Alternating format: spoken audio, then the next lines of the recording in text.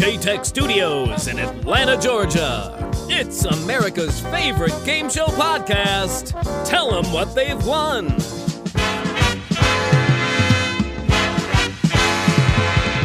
And now, here are your hosts, Tom Bastek and Mike Jacobs.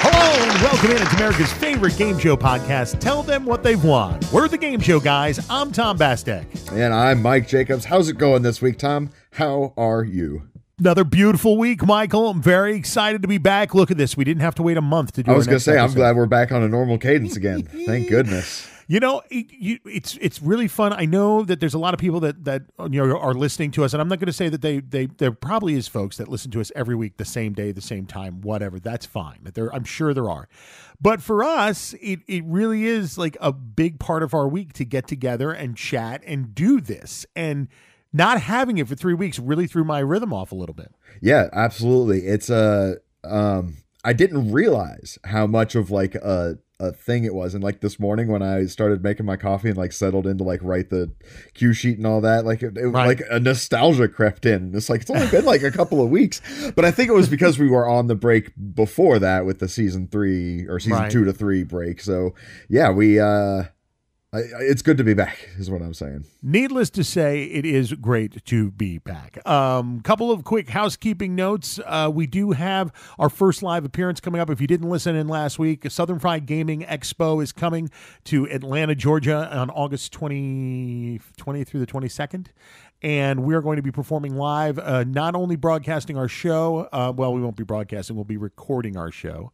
We'll also be doing a live game show as well. And you'll have a chance to win some tickets to the event, or win a ticket to the event and a automatic place on the game show.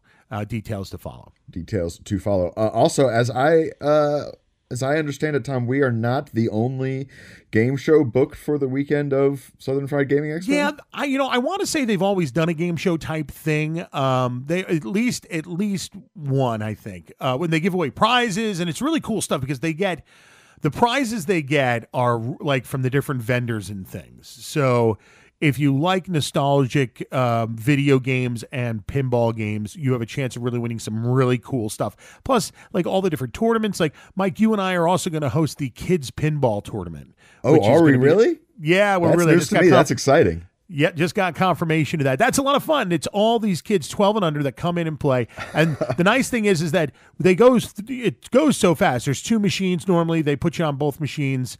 They're both calibrated the same way. It's normally the same game.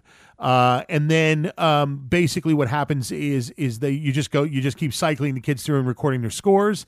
And normally they're so fast that each kid gets a chance, 2 or 3 times to play over the course of the hour that the tournament's going. So we kind of do a little play-by-play. We have fun.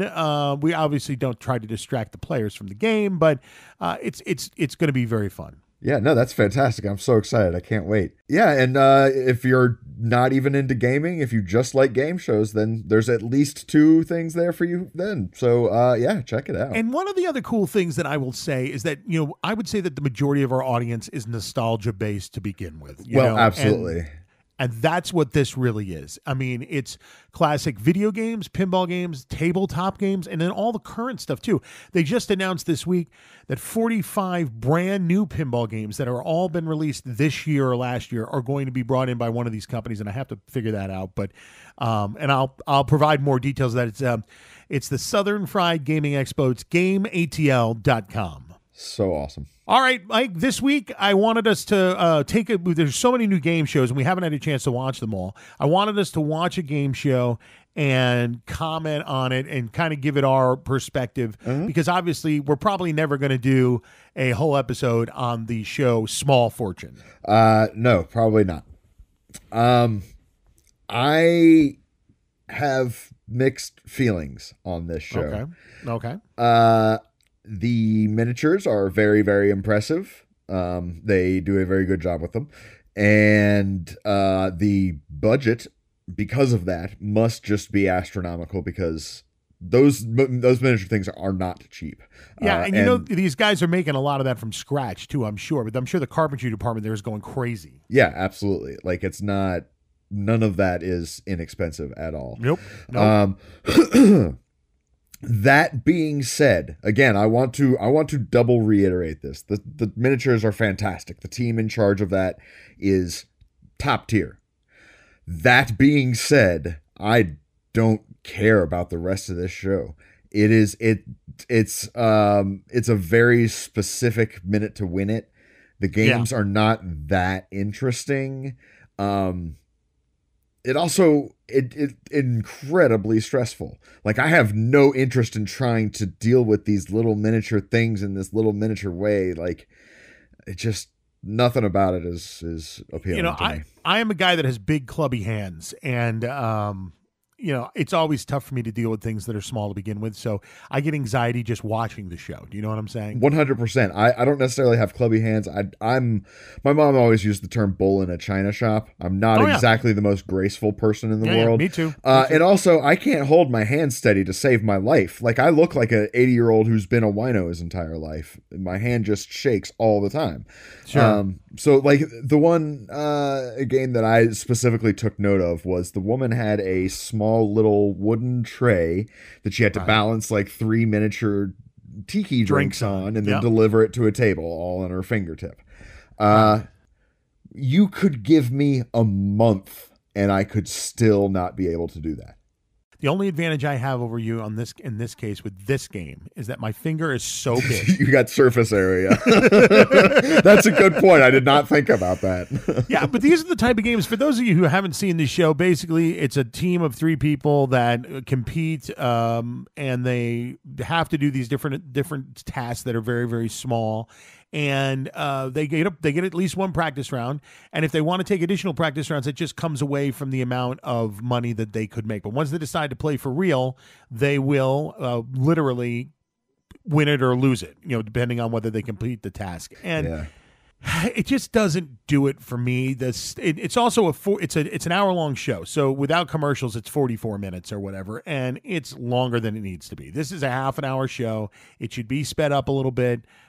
It's called Small Fortune. It should take a small amount of time, not as long as it does. But they got to drama it up. The lights, the set, it all looks like Millionaire for like literally throwing hoops over the Statue of Liberty. Yeah. I mean, come on. Like, that's the Coke bottle toss game from a carnival. Yes, absolutely. Actually, exactly and it's easier. What I think it's easier than the Coke bottle toss because there's only 1 Coke bottle. You know what I'm saying? Right. I mean, and the hoop was bigger. Yeah. I had that exact same thought when I saw this. I was like, this is just a carnival game, and they made it look like the statue. Like, what? Most of them are carnival games, essentially. Right. And or so, minute to win it style games. And that's the thing, is like, this already exists, and the idea of making it tiny, I think, is not enough of a gimmick to warrant its own show. They could do this sort of thing on Minute to Win It, and I think that'd be fine. But B, the fact that you're making it miniature increases my anxiety and dislike of the show. So, like, you've already lost me because of that. They could call it Miniature to Win It, I mean, oh man, there it is. Hello. Yeah, we need to get you in the production studio. Yeah, the truth is they're winning obnoxious amounts of money for this too. So I kind of feel like, I'm like, wow, can we just find an easier way to give away millions of dollars? Like, well, I mean, I don't know if it's easy. I don't know if it's easy either, but I'm saying it's like, you can win $250,000 if you can just take this little thing and put it in this little thing. Like, I mean, yeah, I guess, if you're looking at comparative scales. I'm like, wow, okay, great. It's just more than I can handle. Not a big fan. I'm not saying I would rate it poorly, but I'm just saying I'm not. You know what, Mike? I am saying, and this is very interesting. I have figured out that I don't like a lot of these new game shows, and they're not making their way into my living room on a regular basis. Sure, I'll watch one. I'll watch clips of another. But rarely am I like tuning in because I like the show so much that I can't wait to see what comes next. I agree. The only exception that I really have stuck with is Holy Moly. Holy moly. I make sure to watch that on a regular basis, and I'm very excited that's coming back. But with everything else, it's just sorry, I was just saying, with everything else, it's just very casual watching and not, like you say, not part of my, regular tune-in schedule. I would say that I've probably watched more of Jeopardy, and not whole episodes either, but I've watched more of Jeopardy since Alex Trebek's death because of all the different hosts, and I just want to catch a little piece of them. But I mean, honestly, I don't feel like I'm really watching all of that either. Holy Moly's the only one, and I think it's because of the Rob Riggle, Joe Tessitore booth work that they do, in comparison with also the outrageous people that they have on the show that you're rooting for them to wipe out. that I watch it at all. Incidentally, there was some when I was in North Carolina, in Raleigh, North Carolina this past weekend, and I happened to flip on the hotel television, and on was old episodes of Wipeout, where the two guys from Sports Center were the hosts. And I was watching it. I was like, this is fun. I've caught the new Wipeout with what's his face hosting in there. Isn't it John Cena? John Cena. Don't like them hosting it all. Really? I mean, yeah, I don't know. I don't know what it is. I'm not sure. But it's still fun. It's still fun to watch people wipe out, but I'm not just tuning in every single week either.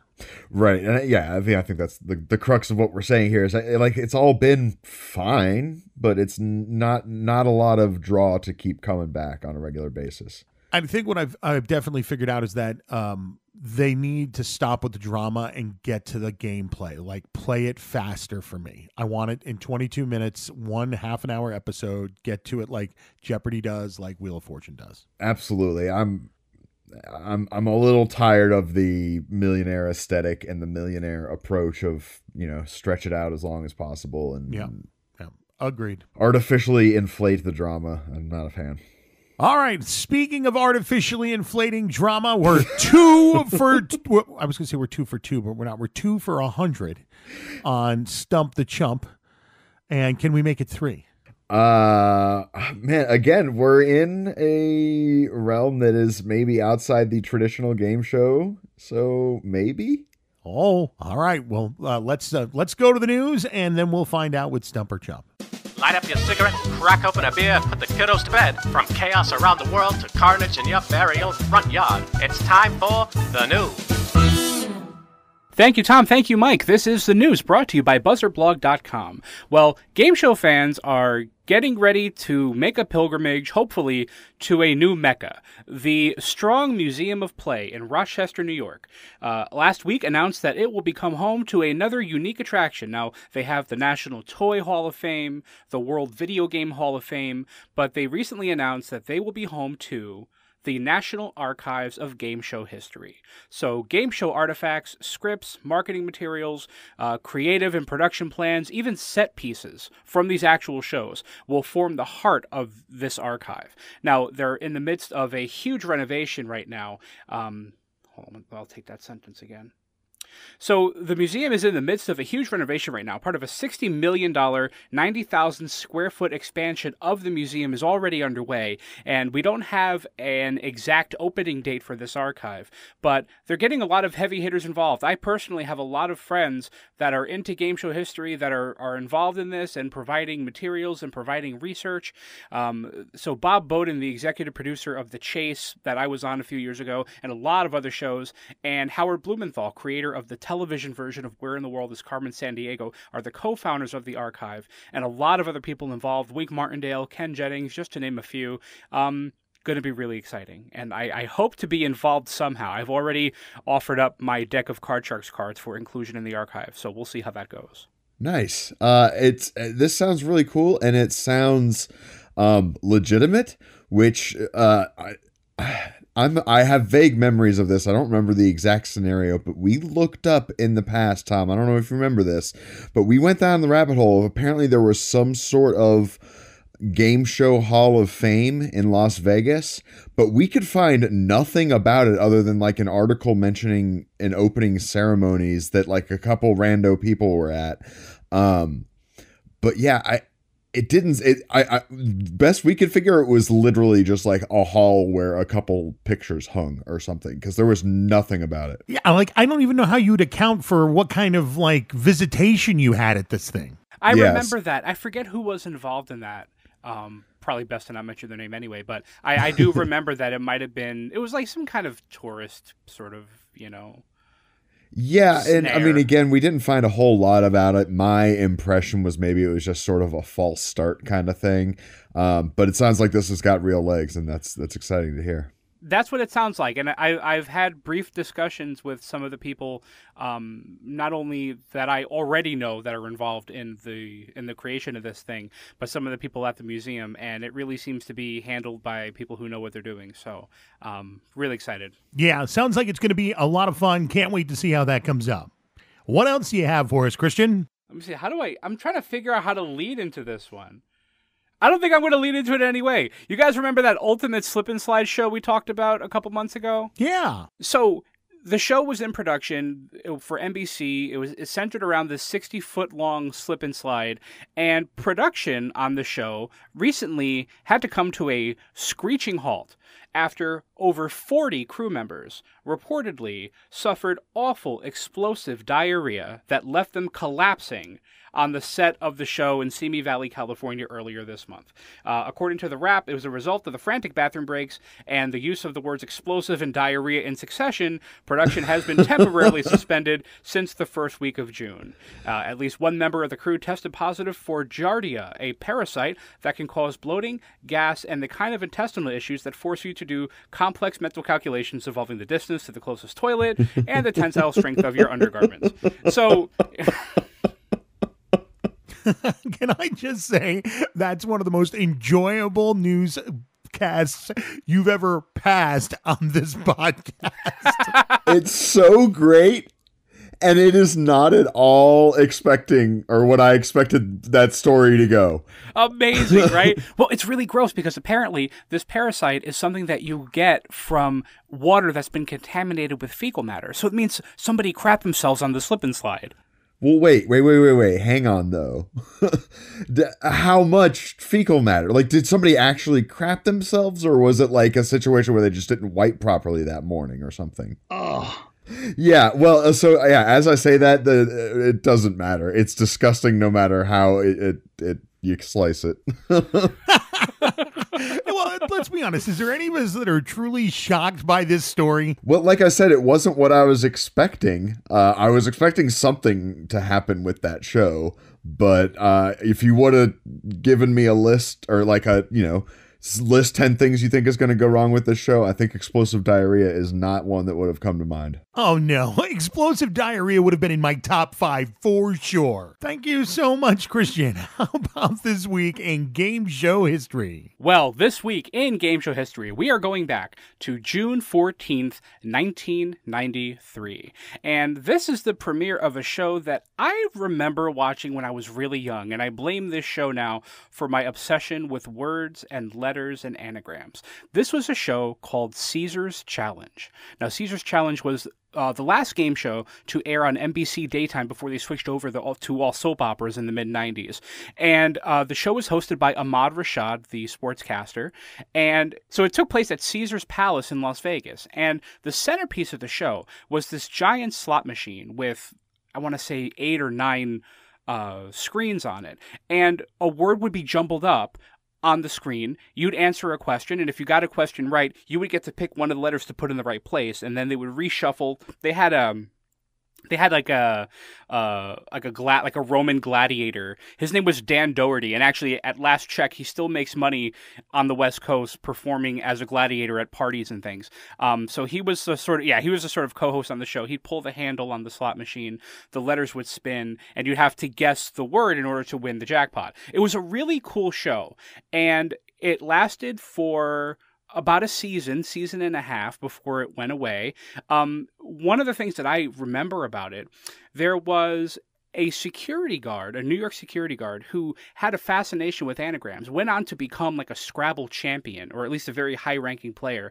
He sort of concealed that fact, got on the show, and before even making it to the bonus round, won like $30,000 on a shot in a game when on average somebody wins maybe $5 or $6 grand before they get to the bonus round. He won 5 times that amount because he's just a complete savant when it comes to anagrams. Completely ran the show, and just a really fondly remembered show that a lot of game show fans remember to this day.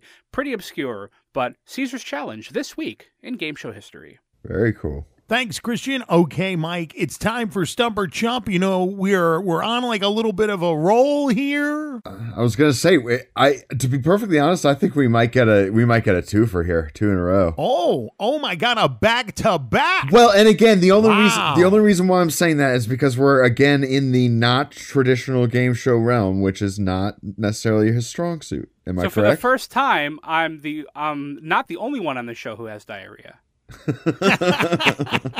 All right, let's hear it. All right, so before we get into the actual question, I got a bit of a preamble just to make sure we're all on the same page and we know what we're talking about here. So okay. The idea of a television pilot, I'm sure you're aware of, it's like a test television show, whether or not they're going to make more episodes of it. Sure. Occasionally, they will do what is referred to either as a backdoor pilot or a soft pilot, and that's typically when there's going to be a spin-off. Instead of making the spin-off its own show, they'll make a episode of the original show as if it were the spin-off and see how it does. And so this is actually something that Guy's Grocery Games, our show this week, has done. One episode in a traditional Guy's Grocery Games was a special episode that was actually a backdoor pilot to what became later a 4-episode series that was eventually canceled, did not get taken off. What was the rather uninspired name given to the short-lived spinoff of Guy's Grocery Games? Now, I know I don't typically have a history of being strong on non-traditional game shows. Yeah, that's true. I mean, if we go to Canada or, you know, somewhere foreign, or we step outside of the normal zone, it's kind of like we have a little bit of an advantage in those realms. Right. And I know that seems to be the strategy. So we're going to test my knowledge of things that aren't really game shows. So basically, you're clarifying that we are doing everything within our power to cheat to help stump you. And you know what? I have zero problem with that. Right? Absolutely. I would also cheat against Michael Phelps in a swimming contest. So the thing is this. I might accuse you of cheating if I didn't know the right answer. Uh-oh. Crap. So I happen to have a mother-in-law who watches non-stop Food Network. And when I first saw this show, I remember it distinctly looking and sounding like Guy's Grocery Games. I even think he was on it. He was a co-host. And the uninspired title, I want to say, if I remember it correctly, it had to do with, like, baked goods and sweet things. And I want to say it was called Dessert Games. Dessert Games is indeed the correct answer. You have to test my knowledge of soap operas next week. Right? Oh, God. Is the answer all right, well, operas? Well done. You were ready to go with that one, huh? A lot of Food Network used to pass through this household. Well, that's good to know. Mike, we'll have to stay away from the cooking games in the future. Yeah, noted. All right, Christian, this week we're doing Guy's Grocery Games. Your thoughts? Yeah, you know, as far as that type of show, it's not bad. I always, you know, before Supermarket Sweep came back, I always hoped it would be more in the spirit of a show like that. I think they do a good job of combining a studio game show with a cooking show. So, you know, you have the elements of Supermarket Sweep. You have like the fun little games. You have the running around the aisles and the carts and the, you know, finding your items and things. And then it turns into a cooking competition, which is a pretty unique angle. And I love Guy Fieri. I think he is awesome. And, you know, it's one of those shows that my wife and I, when we go on vacation and we stay at a hotel, we always look forward to watching the Food Network. And that seems to always be on. Really entertaining show. And again, while Supermarket Sweep was away, it definitely scratched that itch. But now that Supermarket Sweep is back, I see that the show serves a purpose all its own. And I'm really happy that it's around. I like Guy's Grocery Games. Well, you'll certainly hear what Mike and I think about Guy's Grocery Games and about what we think of Guy Fieri, and we'll certainly say that we really do like him. He's a lot of fun. All right, and we also like the fact that it has a lot of Supermarket Sweep-esque to it. So, yeah, definitely fun show. All right, Christian, how about a plug for Buzzer Blog? Of course, buzzerblog.com, the #1 game show website in the world. Whether you're looking for news, reviews, casting information about all kinds of game shows from the past, present, and future, buzzerblog.com is the place to go. For industry insiders, casual game show fans, and junkies like me, Tom and Mike, buzzerblog.com. And soon to be soap opera junkies starting next week. That's right. Yeah, the next question will be in Polish. I am Polish. I could do that. Go for it. Thanks so much, Christian. Have a great week. My pleasure. All right, and if you have a question that you'd like us to ask Christian for Stump or Chump, please submit it to us via the website or social media. We'll be happy to pass it along. But make sure it's tough, because he can answer all the easy ones. And if you don't think so, go back and listen to the first 40 episodes of this podcast. Well, not the very first, because he wasn't on then. But yes. You're absolutely right. And I don't think we started trying to stump him until, season 2 maybe? So maybe the last 20 episodes, maybe. But you can tell his knowledge from episode 2 on. Yes, for sure. Kind of ridiculous. Holy cow. The man knows so much. It's unreal. All right, Mike, this week, the game show that we are doing is part game show, part cooking show. Indeed. The Triple G, Guy's Grocery Games. All right, and the gameplay is coming up. Did you have anything you want to hit before we talk about the gameplay? I'm just saying this game won me over big time. And there is gameplay. After last week, we're just excited to have some gameplay. True. No, but I mean, Chef's Kiss. I love it. I like Chef's Kiss. Nice. I love it. All right, we'll take a break. We'll be back with the gameplay of Guy's Grocery Games. It's coming up next, right here on America's favorite game show podcast. Tell them what they've won.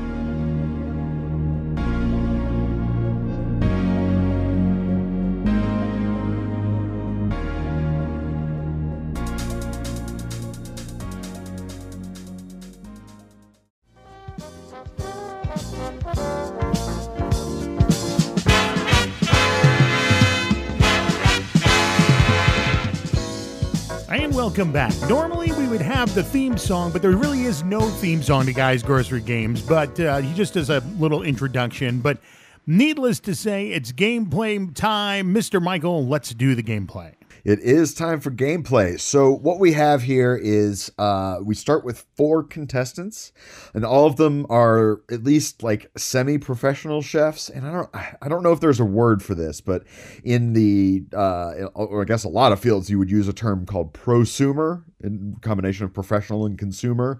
I see. And that's what I feel like we're aiming for here. Is it's not people that are already like superstar chefs that are showing off, but it's also not just like, my mom who can cook a mean souffle, right? They're people who work in restaurants or in the industry. Yeah. And they have had some stars on there. There have been some former Top Chef contestants that have played. There are, and I don't know how big you want to consider them. I mean, most of them at least own their own restaurant, but a lot of these guys own a restaurant too. You just never heard of the restaurant so-and-so and so-and-so. Yeah, it's like a local kind of thing or something. Right.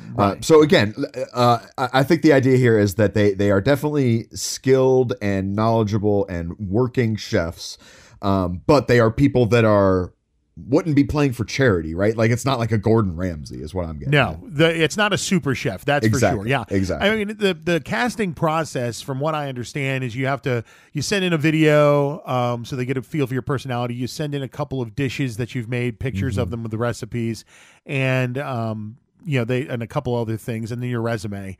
And so they're looking at a combination. They're like, okay, can this person compete if we give them 30 minutes and a whole bunch of things in a basket, Yeah. Apparently they do some headhunting too. They'll just like reach out to chefs that they, I don't know, I guess either their restaurant or something like that.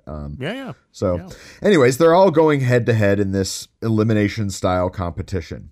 And so basically each round, it is going to start with the contestants in this grocery store, right? And we'll talk a little bit more about what this grocery store is in the history, but it was actually kind of fascinating. But it's a typical grocery store, fully stocked, 10 aisles. Yeah, and unlike the what's it called, supermarket sweep, where there's like a lot of fake stuff, or there's like they throw things out because they've been going bad over like 3 weeks. This is all fresh stuff that's brought in weekly for these shows. Yeah, absolutely. If not daily. Yeah. I got tons of details on this in the history segment. Nice. Yeah, nice. It's really cool what they did with it. Yeah. So, anyways, they basically, Guy as the host is asking these 4 contestants to cook some kind of meal. Give me an all-American grill out, or a Thanksgiving dinner, or some sort of dish that he wants them to cook.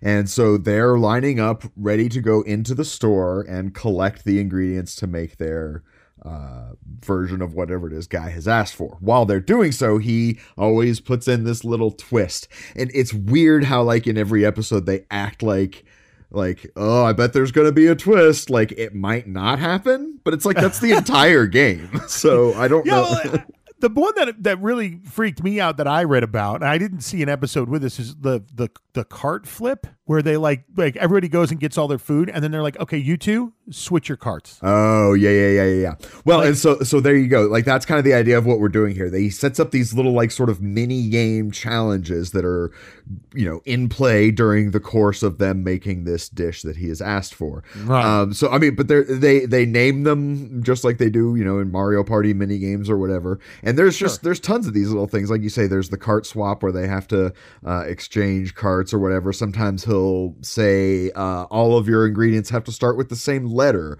or you have to use at least 2 canned food products, or you have to stay under a certain amount of money in on your budget. And that's another thing to note with the grocery store. This is all UPC'd stuff with, like, they have it's essentially a functioning grocery store in that sense. Yeah, I'm just about, the only thing that's missing is the kids working there. Yeah, dog food as well. Oh yeah, no baby products either. Yeah, that's right. Yep. But totally cool, man. I mean, this is a grocery store I would shop in. The supermarket sweet grocery store. No, absolutely not. Do not get the food from Supermarket Sweep. Especially if I've got what's her face, Leslie Jones. If I've got Leslie Jones yelling at me, I'm gonna be scared. Yeah, fair enough. So anyways, yeah, they have to go through the store and get whatever items they need, again, fitting into the theme or the twist or the mini game or whatever the guy has pitched to them. And basically the idea is the baseline rules, they have 30 minutes to gather their ingredients and plate 4 different dishes. Not 4 different dishes, 4 identical dishes. 1 for each judge. There are 3 judges, and then 1 what they refer to as a beauty plate, which is where you see, they take a nice shot of it on a little spinning pedestal or whatever. Yeah. So as I understand it, they're supposed to only be able to go through the grocery store once, and then whatever ingredients they get is what they have. And again, any twists that may prevent them from using things or whatever, are counted. But I saw there's an episode on Hulu where a woman tries to make some sort of shrimp dish. And as she starts marinating her shrimp, she realizes she grabbed shrimp that were still shelled and not deveined. And instead of peeling them, that would take too long, she just puts them aside and says, I need to start over. And then they show a clip of her going back into the store and getting more shrimp. So I don't know that you only have one go. I think the idea is that if you go back, you're essentially penalized inherently because you're taking more time to go find the thing you need and all that kind of stuff. And that did set her back. It set her back less than if she were, beholden to specifically the ingredients she gathered originally, like in Cutthroat Kitchen. But I don't think that's the case. I think they are allowed to go back should they need to. And so also during this 30 minutes that they are doing this, they also will occasionally do what they refer to as a culinary quiz. I don't think they do this anymore. I think this is a feature of shows of past, but basically Guy will ask some sort of trivia question referring to a specific item in the store. And then the first person to figure out what the answer is and run back into the store and bring it back will get some sort of advantage, an extra ingredient or time out for other players or something like that.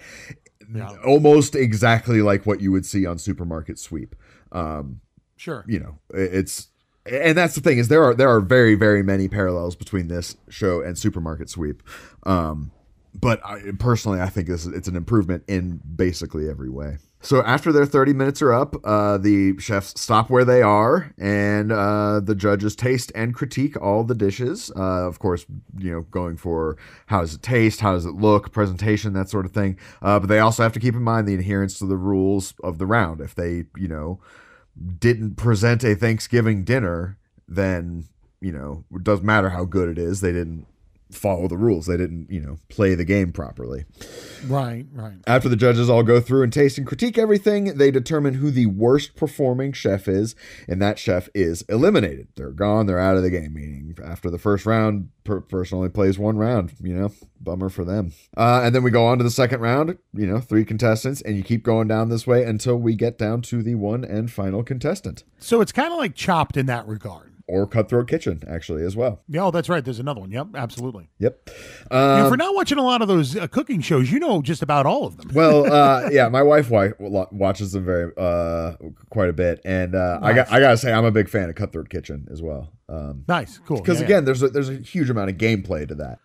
Absolutely, there is. So the bonus round, the first 11 seasons of the show, the bonus round worked a little bit differently. Basically, they just had 2 minutes, and there was one specific named item in each of the 10 aisles of the grocery store that they had to get. And they got $2,000 for each one, totaling up to $20,000 if they get them all. And so now, as of season 12 and onward, a guy will give 5 clues, sort of cryptic, esoteric clues as to what items they are. But again, there's only 5 this time, so each one is worth $4,000. Again, still netting the same $20,000 if you get everything. But there's only 5 items to get, but they're supposedly a little bit harder to find because you have to figure out the clue as opposed to just find, you know, Morton salt. Right. Again, almost identical to things you would see in Supermarket Sweep. Supermarket Sweep. Yep.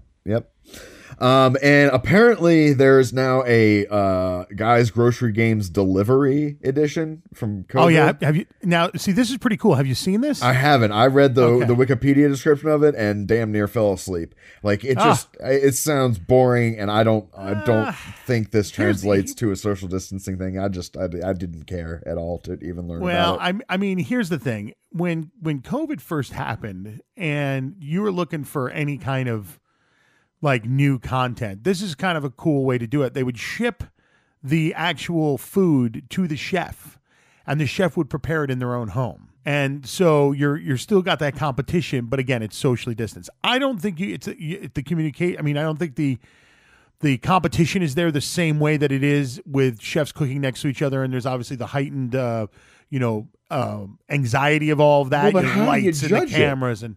Well, they're judged on creativity and plating and blah, blah, blah, blah, blah. But the cool, yeah. I imagine every judge session ending with, "Oh, but I wish I could have tasted it." Well, apparently taste is one of the items that they're also graded on, but I don't know how that would happen. I haven't seen an episode of this, so I couldn't tell you. But I will say this, that I think it's cool that they found a way to continue to do stuff during the pandemic. And when there wasn't a lot of new things coming out, I give them a hats off for that. I really do. Now, it may have been boring as crap to you and I, but the people who are diehards of this show probably loved it. Well, all right, that's fair. I'm not going to poo-poo it. I am, because as soon as I read it, I was like, just wait. We can get back. You don't have to like pretend can we, to though? know. I mean, can we? We didn't know if we were coming out of this. I guess. You know, or when for that matter. That's true. I mean, all right, well, look, I'll be as impartial as I can and say I didn't care about the fact that this existed, but other people may. It's like beer, man. There is no such thing as a bad beer. It's just beer you don't like. Well, except Miller Lite. Okay. Moving on. There goes our Miller Lite sponsorship. All right, so that's it on the gameplay. We do have a ton of history, though, to talk about. Yeah, we sure do. Yeah, nice. And, of course, featuring in segment 3 as well, the history, we'll have our ratings, and we'll talk about Guy Fieri in general. It'll be fun. I'm excited. Let's take a quick break. Coming up next, it's happening right here at America's favorite game show podcast. Tell them what they've won.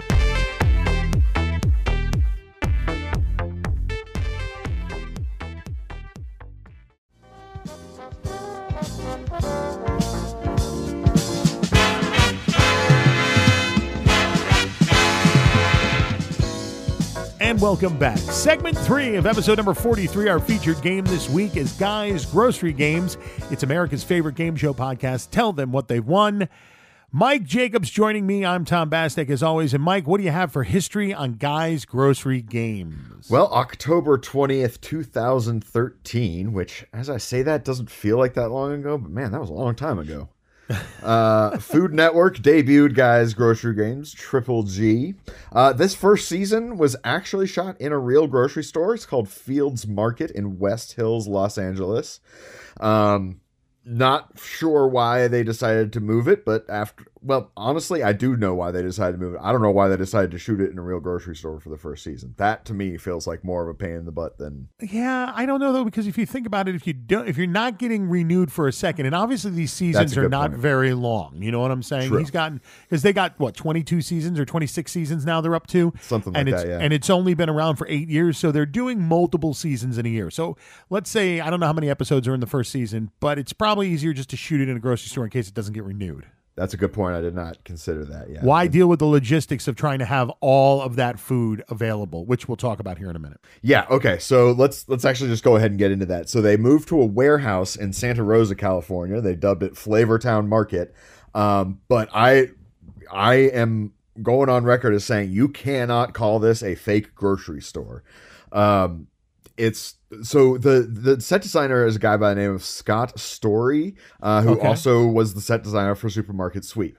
And like you said, the set of Supermarket Sweep was a set, right? The refrigeration didn't work. It was all for show. And so there was rancid food all over the place. And he wanted to avoid that. He was very specifically like, we cannot have this problem again. We need to be able to, make this basically as real as possible.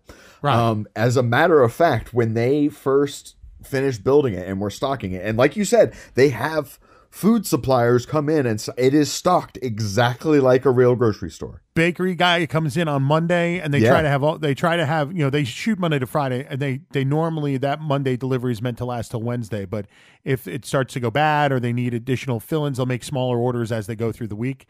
They get the produce sent in every Monday morning fresh. I mean, it's great. Yeah. So apparently when they were first stocking it, the potato chip delivery guy showed up and remarked at how nice the store was, but said that no one would shop there because there's no parking. Legitimately did not know it was not a real grocery store. That's hilarious. But like we said earlier, there's no pet food, there's no baby care. I don't think there's like pharmacy or toothpaste and soap and that kind of stuff. It's only food. Right. But aside from that, 20,000 items to choose from, though. $700,000 worth of food. Whew. Right? Hey. Yeah. And you'd think, well, they shoot this episode. By the way, it takes 12 hours to shoot an episode. Yeah, and they're not using all this fresh fruit and fresh vegetables. Like, what are they doing with all this?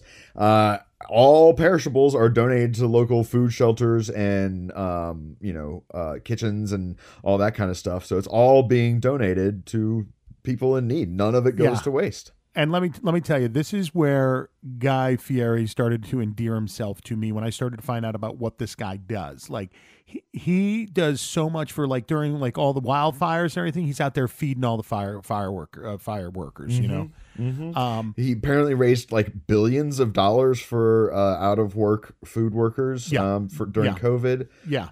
I mean, performed a mass gay marriage for 101 gay and lesbian couples. Yeah. After they tried to pass anti-gay laws. I don't know if it's like still the cool thing to like hate on Guy Fieri, but he is officially on my list of hot takes of people that don't deserve the treatment they get in my mind. He's up there now with Vanilla Ice and Carrot Top.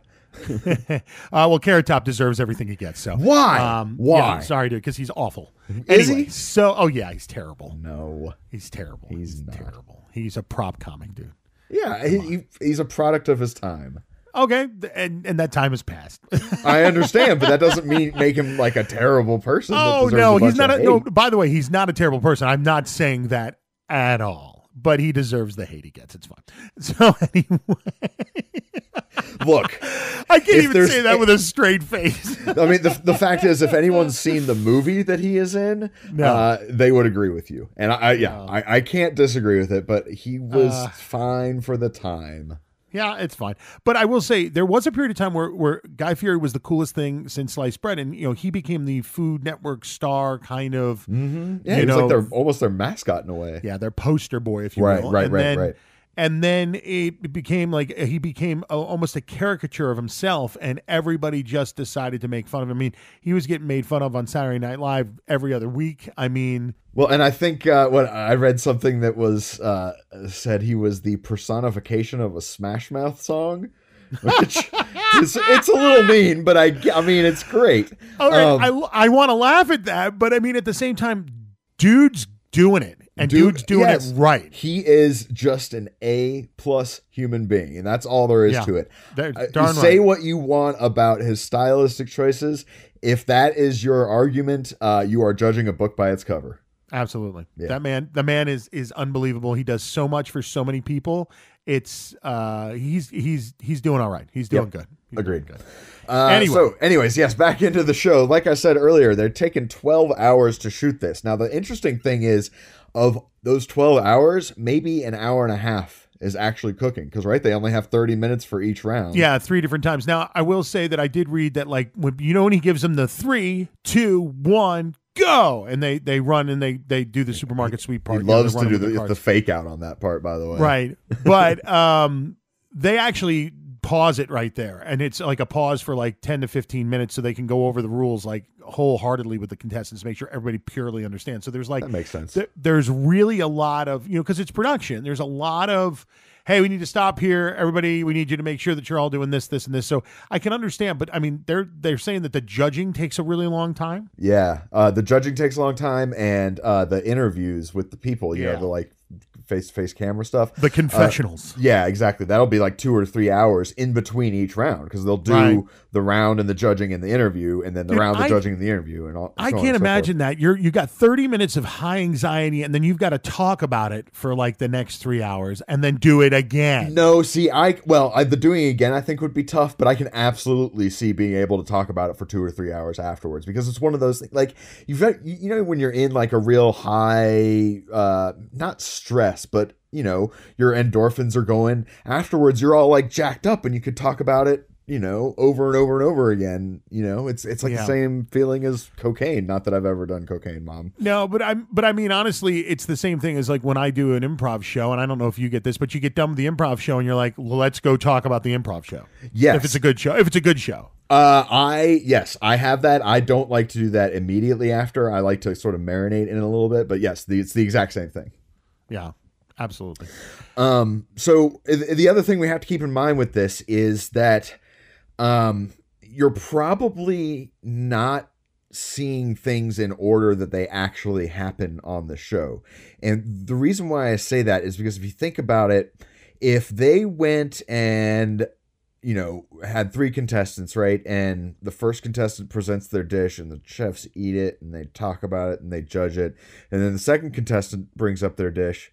The second contestant's dish is cold by now. And then the third contestant, even worse so, right? So like it creates this unfair advantage of timing. So I have to imagine that they like cook all 3 dishes and present them immediately, and they taste them and then do, it's probably like eat 1, 2, 3 and then judge 1, 2, 3. Yeah, I would say that. I would probably say that. The other thing is that, they all have 30 minutes to cook.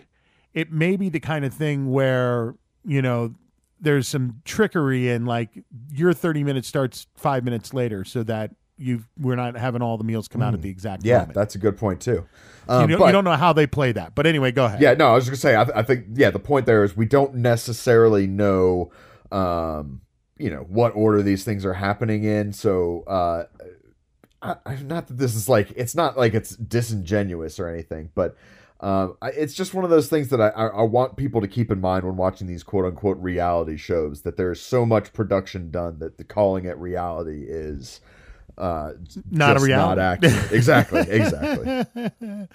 Yeah, there's very little real in reality television. No, very nowadays. true. But yeah, we're still going. Like I said, it is still doing a social distance version. I don't think that's actively still going on, but yeah, I don't know. It's not canceled. I can tell you that. We are after 25 seasons, still going strong.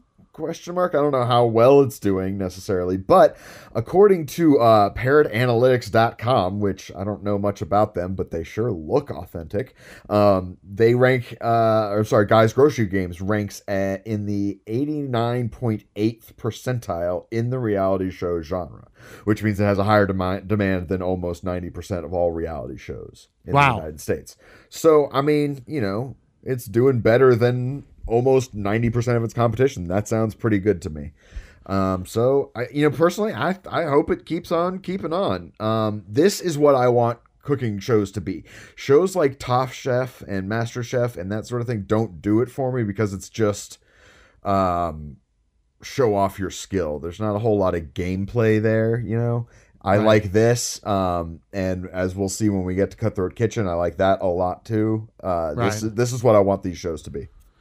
Yeah, this one is great, and I'm going to put up the link to the Food Network page for the show because they've got some really cool stuff in there where they've got like inside Flavor Town where they show how the warehouse was turned into the supermarket. They do day-to-day operations, et cetera, et cetera. So there's some really cool behind-the-scenes stuff that we don't get with a lot of different game shows, but I think it's because this is really a cooking show too, that we actually get that kind of inside scoop.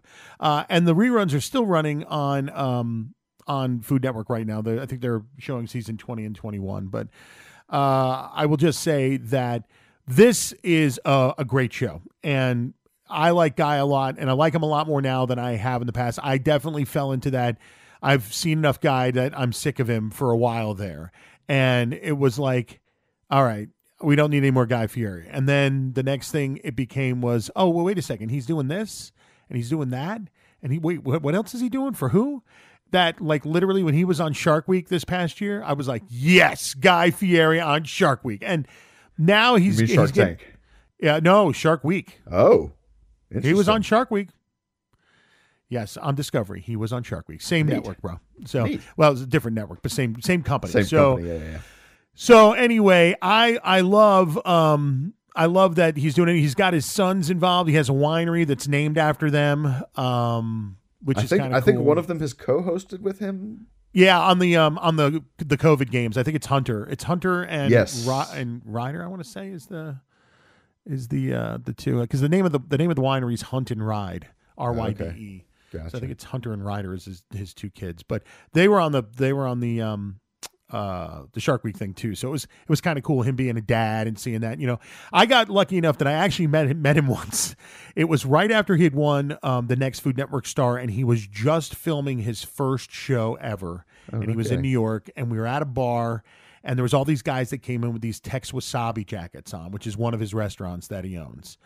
And my wife had somebody came up and asked my wife from his party, his entourage, if you will, hey, you wouldn't happen to have any Tylenol in your purse? And of course, my wife has the mom purse, even though we have no kids. She, of course, has Tylenol in her purse.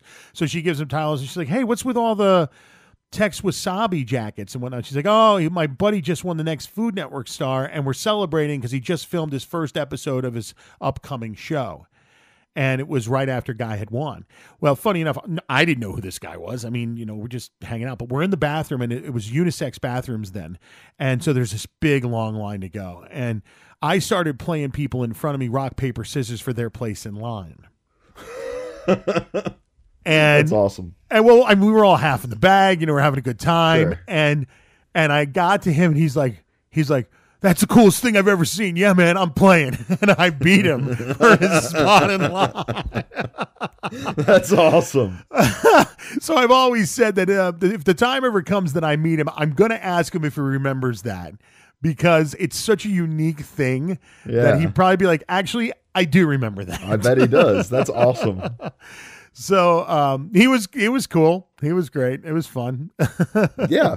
I mean, again, he's just an A+ dude, and I'll admit it's hard to look past the visor and frosty tips and flame shirts, but and you gotta do it. The sunglasses on backwards. Yeah, man. Like he's, he is who he is. But he's a character, and I mean, people love characters. And I'm saying, character aside, I love him.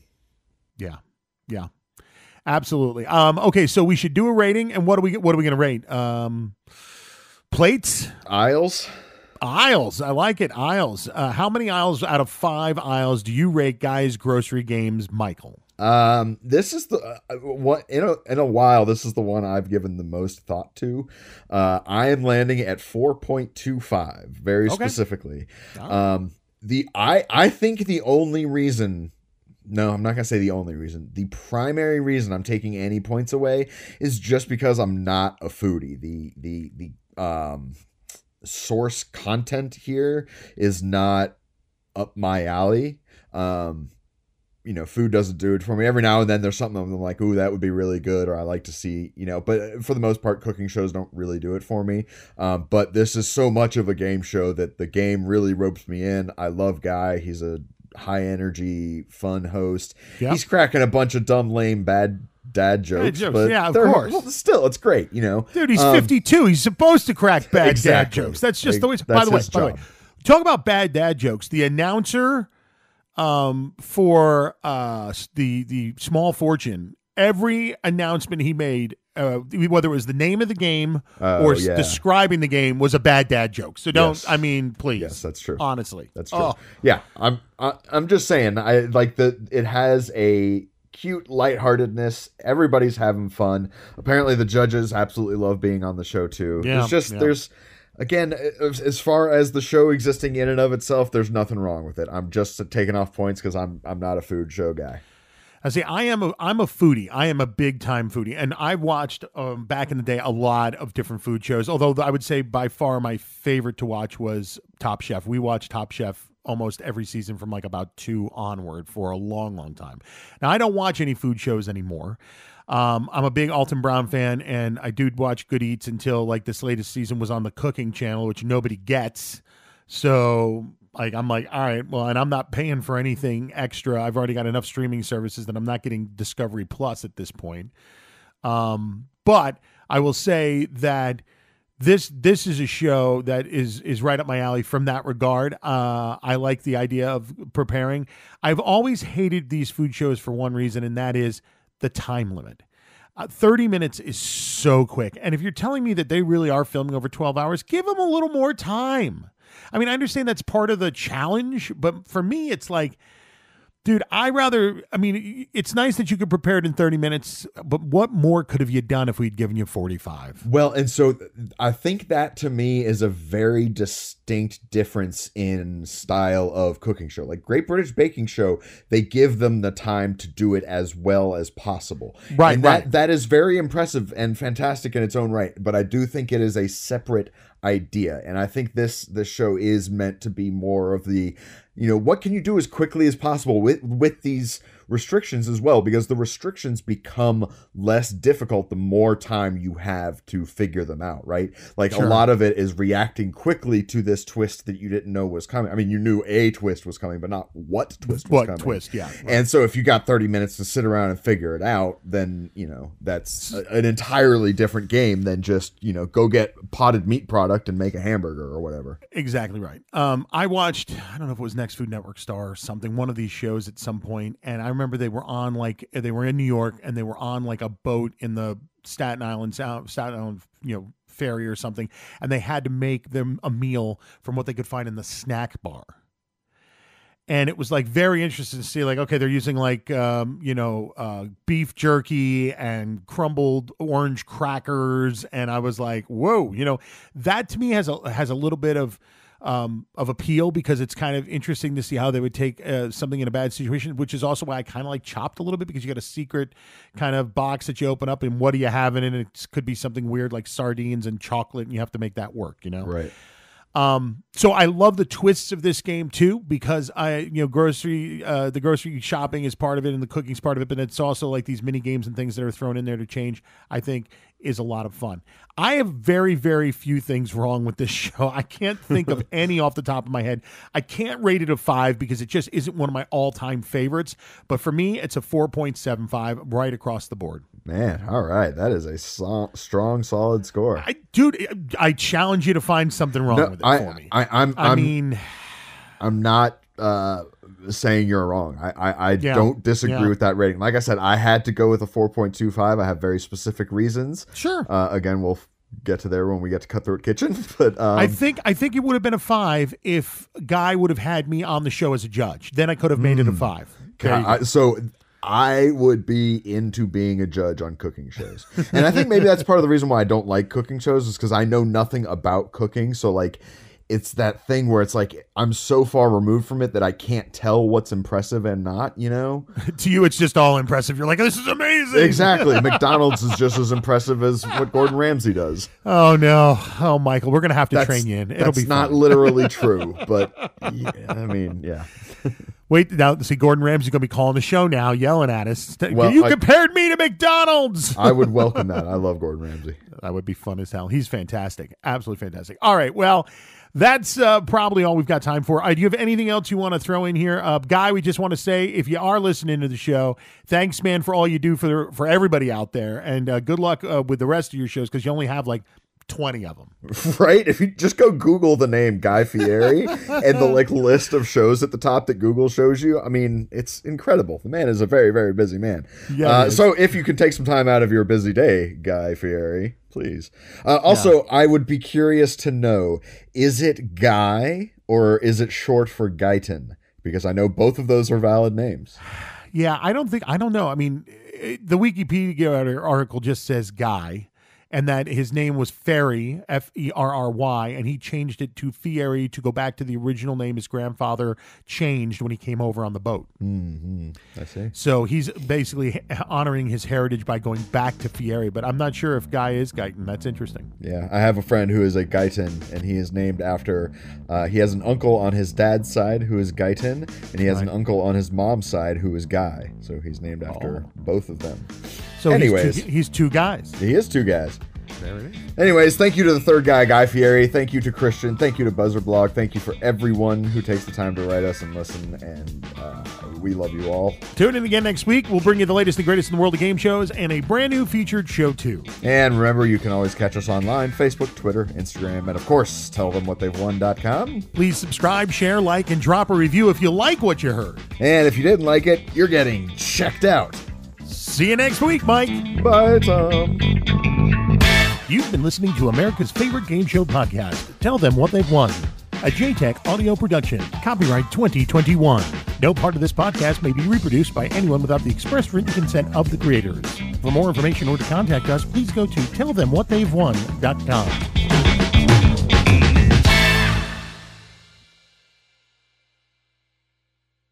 Mike, what did you learn this week? I learned that this may be the most clean and wholesome show we've covered.